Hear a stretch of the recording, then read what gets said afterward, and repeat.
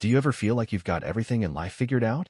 Your daily routine is familiar, your relationship seems stable, and the future appears secure. That was exactly where I stood confident that my marriage was strong and unshakable. And then, in a single moment, everything changed. Just one conversation, a single sentence spoken by my wife to her sister, was enough to turn my world upside down. What would you do if you were in my shoes?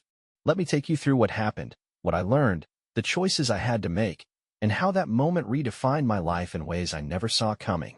The morning that felt like any other. The day started just like countless others before it. My alarm buzzed at 6:30 in the morning, dragging me from sleep. I lay there for a moment, inhaling the rich aroma of fresh coffee wafting in from the kitchen, a small but comforting ritual that had become a cherished part of my life over the past 6 years of marriage. Anna was already awake, moving through the house with the same energy she always had in the mornings. I had never quite understood how she managed to be so lively at the start of the day. Stretching, I made my way to the kitchen, where she greeted me with a warm smile, handing me a steaming mug of coffee. "Morning, sleepyhead," she teased, her hazel eyes twinkling with the same light they had the day we first met.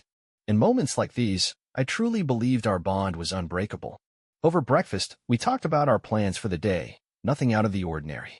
Anna had a packed schedule at her marketing firm, while I had a client meeting lined up for the afternoon. It all felt routine, predictable, safe. Or at least, that's what I believed. The weekend that changed everything. That evening, Anna's sister, Lisa, arrived to spend the weekend with us. The two had always been close, though they couldn't have been more different. While Anna was outgoing and full of life, Lisa was more reserved, preferring to stay in the background. Whenever Lisa visited, the two of them would spend hours catching up, their laughter echoing through the house as they sipped wine late into the night. I never minded. It gave me time to focus on my woodworking projects in the garage.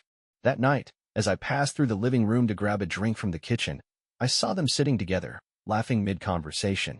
But the moment they noticed me, the laughter faded. For a split second, Anna's expression changed, her face flushed ever so slightly before she recovered with a casual smile. "Just girl talk," she said, waving off the moment as if it were nothing. "Don't let me interrupt," I replied, grabbing my drink and heading back to the garage. At the time, I thought nothing of it.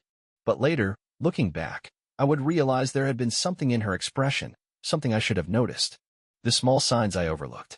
Over the following days, little things began to stand out. Anna was glued to her phone more than usual, subtly tilting the screen away whenever I passed by. She started coming home later than usual, always with a reasonable explanation: meetings, deadlines, heavy traffic. I never questioned it. I trusted her. Trust had always been the foundation of our marriage. Or so I thought. Even Lisa's visit felt different this time. Their whispered conversations, the quick glances between them, it all gave me the nagging sense that something was going on. Something I wasn't part of. When I asked Anna about it, she simply smiled and brushed it off. "You know how sisters are," she said lightly. "Just catching up on family drama." And I let myself believe her. The words that changed everything. On Saturday night, they decided to go out for drinks. I stayed up, waiting for them to return. It was close to midnight when I finally heard the front door open, followed by their laughter filling the quiet house. Lying in bed, I pretended to be asleep, listening as their voices drifted through the hallway. Then, I heard something that made my stomach twist. Lisa's voice, slightly slurred from the drinks, mentioned something about settling. And then Anna, my wife, laughed, but it wasn't her usual laugh. It sounded hollow. "If I could go back," she murmured, her voice quieter now, "I don't know if I would have said yes." I froze. My mind raced. What did that even mean? I tried to convince myself I was overthinking it, that it was just the alcohol talking. But deep down, something had cracked. A doubt had taken root, one I couldn't ignore. The confirmation I never wanted. By the time Sunday morning arrived, Lisa packed up and left, and Anna went about her day as if nothing had changed. She kissed me goodbye before heading off to what she claimed was a work meeting, leaving me alone in the silence of our home. I sat at the kitchen table, staring at the half-empty coffee cup she had left behind. And for the first time, I questioned everything. Was our marriage really as strong as I had believed? That night, long after she had gone to bed, I found myself in my study, staring blankly at my laptop screen. I tried to focus on work, but my mind refused to let go of the uneasy feeling that had settled inside me. I told myself I was just being paranoid, that I was making something out of nothing. Then, I got up to grab a glass of water. As I walked past the living room, I suddenly stopped in my tracks. Anna's voice. I frowned. Was she on the phone? At this hour? Curious, I moved closer, stopping just outside the doorway. The sharp edge in her voice cut through the dimly lit room. I know, she sighed, frustration woven into every syllable. It's not like I planned for this to happen. My heartbeat pounded against my ribs as I strained to catch the muffled voice on the other end of the call. Another sigh escaped her lips, heavier this time, weighted with something deeper. It's just, I feel stuck, she admitted. Brian is a good man, but he's not exciting. I don't even know how I ended up here. A cold sensation settled in my chest, creeping through me like ice spreading across glass. And then she said it, words that shattered whatever belief I had left in our marriage, grinding it into dust. If I had the chance to do it all over again, I wouldn't. I wouldn't date him. I wouldn't marry him. None of it. The blood drained from my face. Everything I had believed, everything I thought was real, it was all a lie. Just like that, my world shifted, unrecognizable. I gripped the doorframe for support, my mind reeling, trying to make sense of the words that had just destroyed everything I thought we had. She wouldn't choose me again. She regretted marrying me. How long had she felt this way? How long had I been blind to the truth, living in a reality that existed only in my own mind? A soft voice murmured something on the other end of the line. Lisa, I assumed. But whatever she said, I couldn't make it out. Then Anna let out a bitter laugh, one that twisted my stomach into knots. It's not just that, she continued, her tone laced with something sharp, almost exhausted. I feel like I settled. And now, here I am, pretending that everything's fine when it's not. Settled. The word landed like a punch to the gut, knocking the air from my lungs. Had I been nothing more than a safe choice? A decision made out of convenience rather than love? A compromise she had convinced herself to accept, until she realized she couldn't anymore? Their conversation pressed on, every word slicing deeper. Have you told him? Lisa's voice was clearer now, no longer a distant murmur. No, Anna answered immediately, the words snapping out as if the mere idea offended her. What's the point? It's not like I'm going to leave him. A pause stretched between them before she added, I mean, it's comfortable. Safe. Then came the hesitation, the moment that made my world collapse entirely. And besides, she admitted at last, her voice barely more than a whisper. There's someone else. 3 words. That was all it took to obliterate whatever illusion I had left. Someone else. A sharp wave of nausea rose in my throat. My legs weakened beneath me, my breath coming in shallow, uneven gasps. I pressed my back against the wall, trying to steady myself. Every instinct screamed at me to storm into the room, to confront her, to demand an explanation. But I didn't. I stayed where I was, frozen, unable to move, unable to breathe, just listening. Anna exhaled sharply, as if trying to justify her own words. It's nothing serious, she added, though even she didn't sound convinced. Just someone at work. He makes me feel alive again. Alive again. I couldn't bear to hear any more. My chest felt like it was caving in, crushed beneath the weight of the truth. I stepped back, careful not to make a sound, retreating into the darkness like a ghost in my own home. Somehow, I made it back to my study. With slow, deliberate movements, I shut the door softly behind me and sank into the chair, my hands trembling against the desk. Her words played on a loop in my mind, each repetition twisting the knife deeper. She didn't love me. She regretted marrying me. She was seeing someone else. A part of me wanted to burst into the room and force her to say it to my face, to demand the truth outright. But another part, the part that had grown tired of being ignored, of feeling like something was missing, knew it didn't matter. She had already given me all the answers I needed. I sat there for hours, trapped in a storm of anger, sorrow, and betrayal. And by the time the first light of dawn began seeping through the blinds, I knew exactly what I had to do. There was nothing left to fight for. Anna may have settled for me, but I refused to settle for a life built on lies. Moving through the house in silence, I felt the weight of my decision pressed down on me with every step. The early morning light stretched long shadows across the walls as I made my way toward the closet. My hand shook as I reached for a duffel bag. I packed only the essentials, clothes, my laptop, a few meaningful possessions. The watch my father had given me before he passed. The leather-bound journal where I had recorded my thoughts over the years. The rest? It didn't matter anymore. I didn't want a confrontation. I didn't want an argument. I just wanted to be gone before she woke up. But as I moved through the house, gathering the last of my things, the weight of what I was leaving behind settled in my chest like a stone. The framed photos of us, beaming at the Grand Canyon. The collection of quirky coffee mugs we had accumulated over time. The worn blanket we had shared during countless movie nights.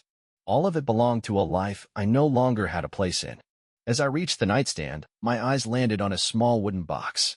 Inside was a letter I had written to Anna on our first wedding anniversary. A heartfelt promise of love and devotion. Without hesitation, I took it. I wasn't entirely sure why, but in that moment, it felt like I was reclaiming a lost part of myself, something real, something untouched by her regrets. As I prepared to leave, I found myself lingering in the kitchen, torn between walking away and offering some kind of explanation. But what could I possibly say? How could I put into words the kind of pain that defies definition? Every possible message I considered felt hollow, meaningless. Eventually, I reached for a scrap of paper and scribbled a short note. I heard you. I hope you find the happiness you're searching for. Brian. I placed it on the counter where she would be sure to see it. Then, I stood there for a long moment, simply staring at it, waiting. A small part of me wished she would wake up, rush after me, say that none of it was real, that she hadn't meant what she said. But deep down, I knew better. She wouldn't. She had already made her choice. With a heavy breath, I turned and stepped outside. The crisp morning air stung my skin as I walked toward the driveway, each step feeling both final and surreal. My car was parked at the curb, waiting, its presence grounding me in the reality of what was happening. I tossed my bag into the trunk, then hesitated, stealing one last glance at the house, the home we had built together. The curtains in our bedroom were drawn, but for the briefest moment, I thought I saw movement behind them. Was she awake? Had she heard me leave? It didn't matter. I couldn't allow myself to care anymore. The drive away felt dreamlike, as though I were watching my own life from a distance, detached from it all. Familiar streets blurred past, but I had no clear destination, only the certainty that I couldn't stay. Eventually, I pulled into a roadside diner, not because I was hungry, but because I needed a place to sit, to think, to process everything that had unraveled in a single night. The waitress brought me a cup of coffee, and I stared into its dark surface, watching my own reflection distort and ripple. I felt nothing, or maybe too much at once. Either way, one truth settled deep in my chest. The life I had known was over, and whatever came next, I had to figure out on my own. Beneath the grief, anger simmered. But alongside it, strangely, was something else, relief. For the first time in years, I wasn't pretending that things were fine when they weren't. I wasn't clinging to the broken pieces of a marriage that had been crumbling behind my back. I was free. By mid-afternoon, I found myself in a small roadside motel just outside town. The room was plain, a bed, a worn nightstand, the faint scent of bleach lingering in the air, but it was quiet. That was all I needed. I dropped my bag onto the floor and collapsed onto the bed, exhaustion pressing down on me. And for the first time in hours, I allowed myself to cry. Not in the dramatic, gut-wrenching way that movies portray grief, but in a quiet, steady release, silent tears sliding down my face as I stared blankly at the ceiling. I mourned the love I thought we had, the future we had planned, the person I was before I heard her say those words. As the sun dipped lower, casting dull light through the thin curtains, I made a choice. This wouldn't break me. Anna may have seen me as predictable, as ordinary, but I knew I was more than that. And now, it was time to prove it, to her, to myself, and to anyone else who had ever doubted me. Tomorrow, I would begin again. By morning, faint golden light filtered through the cheap motel curtains. I hadn't slept much, my body aching from a night of restless tossing and turning. My mind had been trapped in endless loops, replaying everything I had overheard, everything I had left behind. It still didn't seem real, like I had stepped into someone else's life. But this was my reality now, and I had no choice but to face it. I forced myself to get up, took a long, scalding shower, and got dressed. When I finally looked in the bathroom mirror, the man staring back at me was unfamiliar. Bloodshot eyes, new lines on my face that hadn't been there the day before. I rubbed my hands over my face and exhaled slowly. This wasn't the end. It was just the beginning, no matter how much it hurt. After checking out, I found a small diner nearby. The scent of fresh coffee and sizzling bacon filled the air, unexpectedly comforting. I slid into a corner booth, ordered coffee, and scrolled absently through my phone, struggling to comprehend how quickly life could change. Yesterday, I had been at home, making casual dinner plans with my wife. And now, I was just a man sitting alone in a diner, with nothing but a duffel bag and a heart that felt like it had been hollowed out. I stared at my phone for a long time before finally doing what I had been avoiding. I called Brandon. He had been my best friend since college, the one person who might be able to help me make sense of this mess. The phone rang, and when he answered, his tone was light. "Mike? What's up, man?" But something in my silence must have set off alarm bells because his voice shifted. "You okay? You sound off." There was no point in easing into it. I just said it. "I left Anna." Silence stretched between us, thick and heavy. Then, his voice came again, slower this time. "What? Why? What happened?" I hesitated, debating how much I wanted to reveal. But what was the point in hiding it now? The damage was already done. "She doesn't love me anymore," I admitted, the weight of the words settling in my chest. "She's been seeing someone else." On the other end, I heard a sharp inhale. Then, softly, "Jesus, man. I'm so sorry." Rewritten version. "Are you?" He hesitated before continuing. "Are you okay?" A dry, humorless laugh escaped me. "I don't know." Brandon's voice was firm. "You did the right thing. You deserve better than that. Listen, if you need a place to stay, come crash at my place for a while." I appreciated the offer, but deep inside, I knew I couldn't accept it. Staying with him would have been the easy way out, a way to avoid facing everything head-on. But I wasn't looking for an escape. I needed to put my life back together, piece by piece, on my own terms. For the next several days, I spent hours driving around, searching for a place to live. It was far from easy. The apartments I looked at were either overpriced, too far from my job, or just didn't feel right. But after what felt like an endless search, I finally found something. A small, one-bedroom unit on the edge of town. It was nothing fancy, just a tiny kitchen, a single window that overlooked the parking lot, and walls that had seen better days. But it was mine. Signing the lease felt like a small but significant victory, a step toward reclaiming control over my life. Moving in, however, was another challenge entirely. I didn't have much, just the few clothes I had packed, my laptop, and a handful of personal items that carried sentimental value. The apartment felt empty, almost sterile, but it was a fresh start, a blank canvas. Over time, I would fill it with things that represented me, not the remnants of a life I had shared with Anna. The nights were the hardest. Loneliness stretched out like a heavy shadow, pressing into the silence. Some nights, it felt suffocating. But in the midst of it all, I rediscovered something I had nearly forgotten: woodworking. I spent countless hours in the small garage attached to my building, carving, sanding, shaping rough blocks of wood into something new. The steady rhythm of my hands against the grain was the only thing that made sense anymore. It anchored me, gave me purpose. Therapy became another lifeline. At first, I wasn't convinced I needed it, but Brandon urged me to give it a try. I was grateful he did. Dr. Lang, my therapist, was calm and patient. He helped me untangle the mess of emotions I had been drowning in, forcing me to see things I had refused to acknowledge. Anna's actions weren't a reflection of my worth. Her betrayal wasn't because I had failed. It was because of her choices, her own unresolved issues. That truth didn't erase the pain, but it gave me something I had been desperate for: clarity. The hardest part? Resisting the urge to reach out to her. There were moments when the need to call her, to demand answers, became overwhelming. I wanted to ask why. I wanted an explanation that would somehow make it all make sense. But deep down, I knew it wouldn't change anything. She had made her decision. And now, I had made mine. Slowly, day by day, I started to reclaim myself. I poured my energy into work, reconnected with old friends, and focused on the things that brought me happiness instead of the things I had lost. There were still days when the weight of everything felt unbearable, but I kept moving forward, one step at a time. And for the first time in weeks, I felt something I thought was gone forever: hope. This was my life now. And for the first time in a long while, it was mine alone. Weeks passed since I had walked away from Anna. The pain still lingered, but it had dulled into something manageable, an ache that no longer consumed me but simply served as a reminder of where I had been. I had settled into my small apartment, filling it with my woodworking projects, slowly turning it into a space that felt like home. Work kept me busy, therapy helped me process everything, and the comfort of routine gave me a sense of stability. But one question refused to leave me. How deep did Anna's betrayal go? I never expected the answer to find me. It was a quiet Sunday afternoon when my phone buzzed. Expecting a work email or some pointless notification, I glanced at the screen. But when I saw the name, my stomach twisted. Lisa.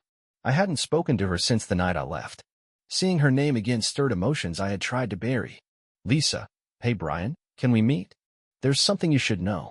I stared at the message, my chest tightening. I could ignore it, continue moving forward without looking back. But I knew that wasn't an option. Me? All right. When and where? We arranged to meet at a small coffee shop downtown. I arrived early, nursing a cup of coffee as I stared out the window, bracing myself. Was I ready for this? Did I even want to hear what she had to say? The bell above the door chimed, and Lisa stepped inside. She hesitated, scanning the cafe before her eyes landed on me. She offered a small, uncertain smile and slid into the seat across from me. Thanks for coming, she murmured, her fingers curling around her coffee cup like she needed something solid to hold on to. I studied her closely. She looked different, tired, almost hesitant. Maybe even guilty. What's this about, Lisa? I asked, keeping my voice even. She took a deep breath, then exhaled sharply. For a moment, she hesitated, but when she finally spoke, the words rushed out as if she was afraid she might lose her nerve. Anna's been seeing someone from work. His name is Kyle. It all began several months ago. What started as harmless flirting gradually evolved into something deeper. My jaw clenched as my grip on the coffee cup tightened. I had my suspicions, of course. I had even heard it from Anna herself. But having it spoken out loud, having it confirmed, felt like a punch straight to the gut. Why didn't you tell me sooner? My voice came out low, strained with the weight of betrayal. Why let me stay in the dark for so long? Lisa averted her gaze, guilt flashing across her features. Because I didn't know how, she admitted. Anna is my sister, but what she did was wrong. I told her to stop. I begged her to stop. But she wouldn't listen. She let out a slow, heavy breath, her voice carrying a mix of frustration and sorrow. She told me that Kyle made her feel alive again. Those words landed harder than I expected. Alive. As if I had been the one draining the light from her life. As if I had been nothing more than a burden instead of the partner she had once chosen. A bitter taste rose in my throat, but I swallowed it down and forced myself to ask, did she ever love me? Lisa's expression softened. She did, Brian. I know she did. But somewhere along the way, she stopped appreciating what she had. She took you for granted. And that's not an excuse, it's just the truth. I nodded slowly, her words settling over me like an invisible weight I hadn't realized I was still carrying. Then she hesitated, looking away before continuing. There's more, she admitted. Anna doesn't know I'm here. But she's been trying to reach you. She wants to talk. To explain. A hollow laugh escaped me as I shook my head. There's nothing left to explain. Lisa studied me carefully before reaching across the table, resting her hand over mine for just a second. You're a good man, Brian, she said softly. You didn't deserve any of this. I hope you find someone who sees that. As I left the coffee shop, I felt strange, lighter in some ways, heavier in others. Anna's betrayal had never been about me. It had always been about her selfishness, her inability to recognize what she had before she destroyed it. She had spent so much time chasing something she thought was missing that she had burned down the life we had built together in the process. That night, alone in my apartment, I pulled out an old journal I had taken from our home. Flipping through the pages, I found remnants of the man I used to be, the one who had poured everything into a marriage that had already been slipping through his fingers. For the first time, those memories didn't hurt. They were simply that, memories. A chapter that had ended. I closed the journal and placed it back on the shelf. It was time to start writing the next one. 3 months later. The crisp autumn air carried the scent of fallen leaves as I walked along the bustling sidewalk, my boots crunching against golden foliage. 3 months had passed since I left Anna. Though her betrayal still lingered in my mind, it no longer held power over me. My life was no longer defined by what had happened to me. It was defined by what I was building for myself. Woodworking had become more than just a hobby. It was a purpose. My small garage workshop had evolved into something real, with custom furniture orders steadily coming in. It wasn't a fortune, but it was mine. And it wasn't just work that kept me grounded. I had reconnected with old friends, grabbing coffee, meeting for drinks, rediscovering the pieces of myself I had forgotten. I had even gone on a few dates. Nothing serious, just reminders that my world hadn't ended, that I still had something to offer. Then, one day, something unexpected happened. I was in a bookstore, aimlessly browsing when I noticed her, a woman standing a few feet away, flipping through a book on photography. Her auburn hair cascaded in loose waves over her shoulders, and there was something effortless about her presence. She wasn't in a hurry. She seemed content, as if she genuinely enjoyed being exactly where she was. I hesitated for a moment before speaking. "That one's actually really good," I said, nodding toward the book in her hands. She looked up, curiosity and amusement flickering in her eyes. "Oh yeah?" she asked, tilting her head slightly. "And what makes you the expert?" I shrugged. "I'm not. But I read it a while back, and it made me want to pick up a camera for the first time in years." Her lips curled into a small smile. "Well, that's a pretty strong recommendation." I chuckled. "I try." She glanced down at the book, then back at me. "I'm Rachel, by the way." I smiled. "Brian." It was just a conversation. Just two strangers in a bookstore. But for the first time in a long while, I wasn't simply moving on. I was moving forward. And this time, I wasn't looking back. "The way the author plays with light and shadow is incredible," I added, nodding toward the book in Rachel's hands. She looked up, a hint of surprise in her expression before her smile returned. "Are you a photographer?" "Not really," I admitted. "I dabble. Mostly landscapes. But woodworking is more my thing." Her eyes lit up with genuine interest. "That's amazing. I've always admired people who can create something with their hands." Our conversation flowed effortlessly, and before I even realized it, we were sitting in the bookstore cafe, laughing over coffee. Rachel had a natural warmth that made being around her effortless. As we talked, she shared stories about her work as a freelance designer, while I opened up about my own experiences, the triumphs, the struggles, and everything in between. As the afternoon slowly faded into evening, she glanced at her watch and let out a quiet sigh. "I hate to cut this short, but I have a deadline to meet." "This was really nice," she said with a small smile. "It really was," I agreed, feeling something I hadn't expected, hope. Before leaving, she reached for a napkin, quickly scribbled down her number, and slid it across the table toward me. "Call me." As I watched her walk away, I felt something shift inside me. Maybe, just maybe, life wasn't over after all. That night, sitting alone in my apartment, I reflected on how much had changed. The person who once walked away from Anna felt distant, almost like a stranger. I wasn't completely healed. The scars were still there, and some nights, memories of the past crept in. But I was different now, stronger. Anna's betrayal had forced me to confront the parts of myself I had neglected, the dreams I had abandoned, and the passions I had let fade. This wasn't the life I had once imagined, but it was mine. A few days later, I met Rachel again. Time slipped away as we talked, laughing easily in each other's company. For the first time in months, I felt a real connection. It was too early to know where things would go, but for now, that was enough. A year later, life still had its imperfections, but it was good. Anna had reached out a few times, but I never replied, not out of resentment, but simply because I didn't need to.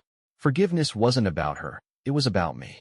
One afternoon, as I finished sanding a chair in my workshop, I took a step back to admire it.